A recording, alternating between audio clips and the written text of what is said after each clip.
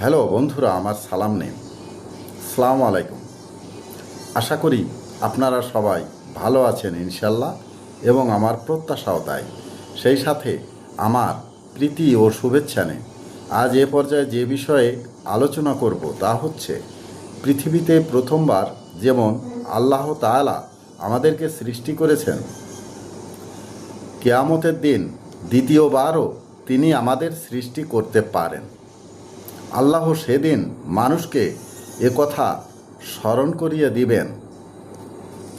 আসলে আল্লাহ পৃথিবীতে প্রথমবার যেমন আমাদেরকে সৃষ্টি করেছেন, কিয়ামতের দিন ও দ্বিতীয়বার তিনি আমাদের পুনরায় সৃষ্টি করবেন। আল কোরআন। এ পর্যায়ে এখানেই রাখি। ততক্ষণ পর্যন্ত সবাই ভালো থাকুন, সুস্থ থাকুন এবং নিরাপদে থাকুন। শুভকামনা নিরন্তর সবার জন্য সবসময়। ধন্যবাদ ফেসবুক মেটা, ধন্যবাদ সকল বন্ধুসহ সবাইকে। আবার দেখা হবে অন্য কোনো ভিডিওতে। আল্লাহ হাফেজ।